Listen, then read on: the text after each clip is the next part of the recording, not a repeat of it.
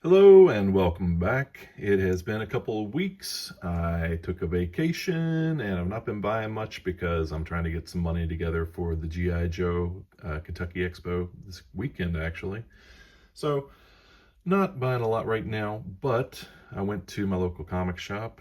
Shout out again to The Great Escape, and went in with the idea that I was going to, pick up my comics and drop some stuff off, and instead ended up buying a bunch of crap. So you know how that goes. So just go through what we got here. Just a few random things.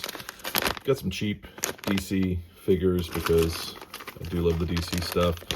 This is a Mattel Multiverse KG Beast. There's his knives. It's $4. You can get him for about $10 in the box. He's not expensive, but I always liked the fact that they actually made this character. This was late in the line. There's another, just a cheap $3 Nightwing. I think this is the Arkham Legacy figure, but just a cheap $3 Nightwing, just on the shelf. Got a couple of McFarlane Suicide Squad Bloodsport figures at $4, $6.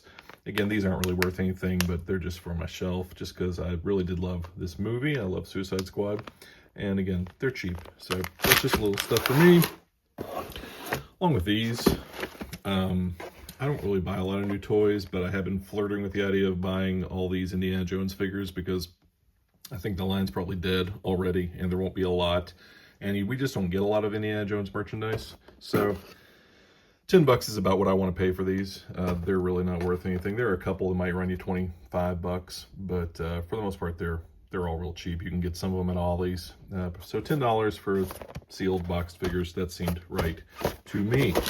But now, the stuff you actually care about, the vintage stuff. Did pick up this web store for $3 because I have, in that lot of stuff I got from my friend Tim, I got a backpack with the grapple. So I just needed a cheap figure to throw that on. So there he is, that'll do. Also from that same lot, I got that Point Dread Talon Fighter. So here we got a $5 wing. So now I just need the wing and the radar dish for the top, and it will be complete. We got a John Rambo. This is the Firepower figure for $10. We can't leave him there for $10. Paint looks good. We'll bust him out here in a minute and see how he looks. Of course, the irony, and I don't know how many times I've said this on this channel, but I had a bunch of Rambo parts, and I think I sold them all last week. That is how that tends to go for me. You'd think I would learn the lesson just to hang on to everything, but I do deal in parts and pieces, and after I've had stuff for a couple of years that hasn't moved, I will tend to sell them in lots, and that's what happened. It went out in a big bunch of parts, and I don't really know that I had a Firepower piece. I think I had the missile. There's like a red missile that he comes with, I believe.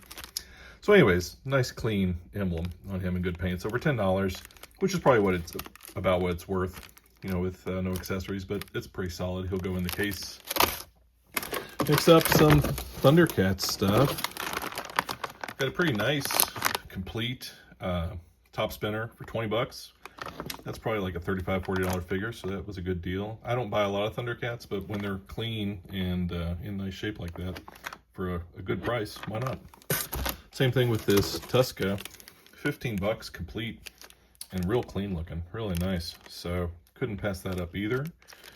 And we got a Wily Cat, right? Wily Cat. This one's Wily Cat. Missing the surfboard, spaceboard thing that he comes with, but this one, the Wily Kit and the Wily Cat, are a little harder to find, or at least in my experience, than some of the other figures. If you had the set of the two with their surfboards, it would probably be like $125, $150, something like that. So for, I think, $25 I paid for the figure. That's not bad, again, because he is really clean. He'll probably go in a box until one day I run across a spare spaceboard. So that's that stuff. What else did we get? All right, next, got this Indiana Jones troop car, and it is complete in the box. The box is not sealed, but it is complete, including packaging here. Looks like it was never taken out. And that was only $20. And ordinarily, this could be like a $70 toy, maybe. I think people kind of sleep on this line, this Hasbro line. It was really nice. They did several figures from all of the movies.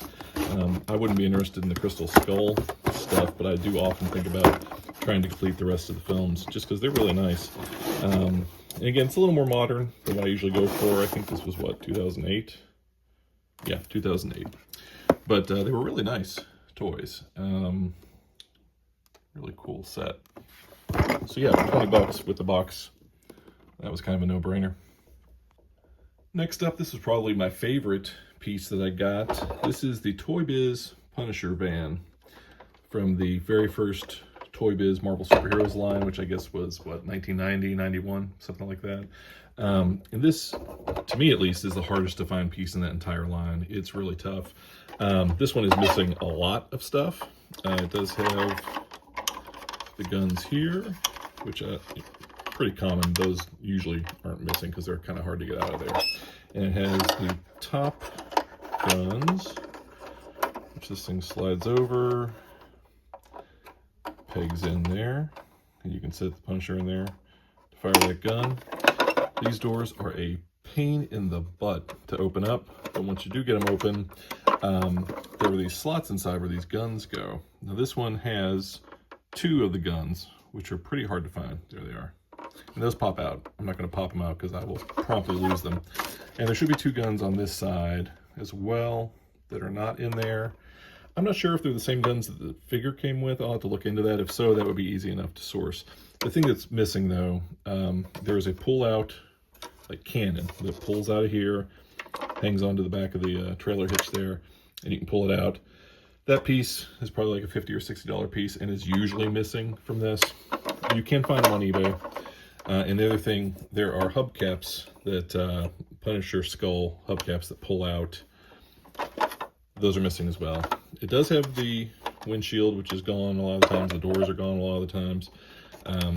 But anyways, and of course most of the stickers are gone, which I always found it hilarious that the Punisher would drive a nondescript black van, but then put his face and the Punisher all over it. But anyways, I think this is a really cool one, especially so you really do not see kids' toys aimed at the Punisher. You barely see collector's toys. And even trashed ones are, just the van could be, you know, hovering around $100, you know, $75, $80. This I paid $30 for, so I was really happy with that. I'm going to use some Meguiar's here to try to clean up that windshield. I'm not sure how deep those gouges are, but I think we can make this look a little prettier, and this will be just fine for me until I can find a complete boxed version at a price I'm willing to pay. Until then, really cool. And finally, largest in both size and cost, was the Batman the Animated Series Batcave playset from DC Direct. Now, when these first came out, I was determined to get the entire line the DC Direct was putting out because I love Batman the Animated Series. It is still my favorite distillation of that character and his world, and I love the character designs. So I got the Batmobile with the bat signal, and I got the bat plane, and I had all the figures, and I really loved them, but I did end up selling them as I decided to focus more on vintage. So, and they were selling for really good money at the time. You could get hundreds of dollars for that Batmobile and the bat plane and this Batcave. Now, since then, McFarlane got the license, and they have reissued many of those figures, bringing the prices way down. And they reissued their own version of the Batmobile and the Bat plane. And I think you can still get that Bat plane from Target for like $150. And they are cast in a slightly different color plastic. They have a slight blue sheen to them, whereas the originals were black and gray.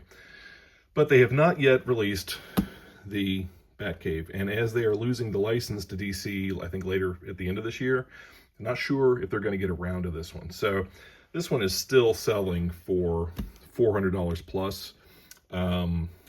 So this was $200, and it is complete. Now the box is a little rough, but again, for $200, this was a deal I just could not pass up. And I'm honestly not sure what to do with it because I love it. I don't know if I have space for it. And it's worth quite a bit of money right now. So it's one of those things where, you know, sit on it for now. If they re-release it, the price will tank. And I'll just keep this knowing that at $200, it's still a good deal. sell it now, trying to get the best price before they re-release it.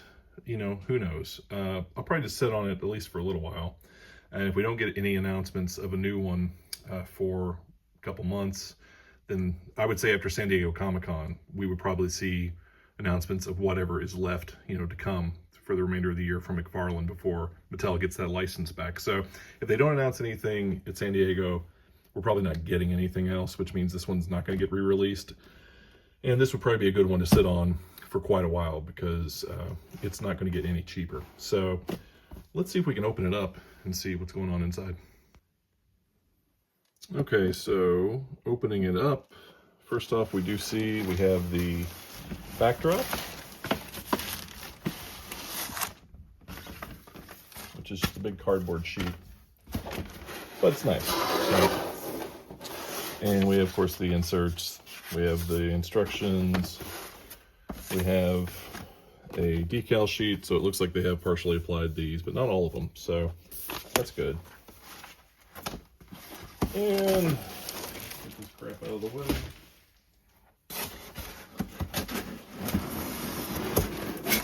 Alright. So, what do we got? So here you have the main back computer, the console. You got the chair, you have the Alfred figure. You've got all the little doodads. You got his, for Alfred, you got his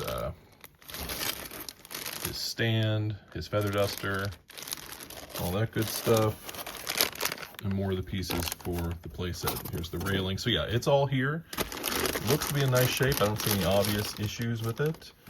So yeah, this was absolutely a winner at $200. And for now, I'll probably just sit on it, although I'm kind of tempted to take it out and put it on display because it's so cool, right? DC Direct was doing such cool stuff. And I just don't know if McFarlane's going to want to put this thing out when it's so enormous. And like I said, those bat planes are kind of just sitting on the Target website right now. So yeah, really cool piece. And I may have to go back and buy all the rest of those figures. So anyway, that's it for this little drop. Check back next week. I'll be doing the G.I. Joe toy show with a really cool deal that I'm doing there. And that'll be fun to share with you guys. So anyways, thanks for watching. If you did, if you don't care to subscribe or hit the like, it is neat and makes me happy when I see that pop up. But again, it won't hurt my feelings if you don't. Take care and have a great day. Bye-bye.